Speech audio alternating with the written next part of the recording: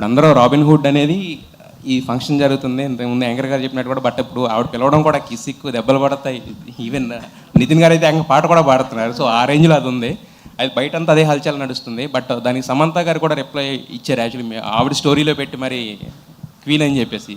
So ఎలా అనిపించింది ఆవిడ దగ్గర నుంచి? ఇంతకుముందు ఫస్ట్ పార్ట్లో ఆవిడ చేసింది, ఇప్పుడు మీరు చేశారు. వెరీ వెరీ గ్రేట్ఫుల్ అని, and such a wonderful person. నిజంగా ఎక్కడో ఐ వాజ్ ఆబ్వియస్లీ కొంచెం nervous and all of that, and అలా సపోర్ట్ చేసి it really meant a lot. అందుకే నేను కింద విత్ ఓ అంట వాజ్ బ్లెస్సింగ్స్ అని పెట్టాను.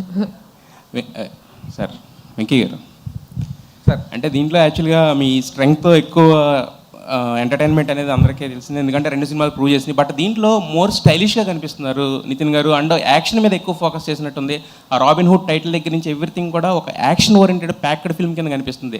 సో దీంట్లో నుంచి యాక్షన్ ఎంతవరకు ఎక్స్పెక్ట్ చేయొచ్చు, ఎంటర్టైన్మెంట్ ఎంతవరకు ఎక్స్పెక్ట్ చేయొచ్చు అంటారు ఈ సినిమా నుంచి? డెఫినెట్గా యాక్షన్ సైడ్ అయితే యాక్షన్ అండ్ స్టైలిష్ వైజ్ కూడా కొంచెం ఒక స్టెప్ అప్ లానే ఉంటుందండి. నేను ఎప్పుడు ప్రతి సినిమాకి ఏమనుకుంటానంటే, నెక్స్ట్ సినిమాకి అట్లీస్ట్ ఒక స్టెప్ అన్న వెళ్ళాలి, నెక్స్ట్ స్టెప్ వేయాలి అన్నట్టు అనుకుంటాను అనమాట. సో ఈ సినిమాలో అయితే ఎంటర్టైన్మెంట్తో పాటు యాక్షన్ కూడా బాగుంటుందండి.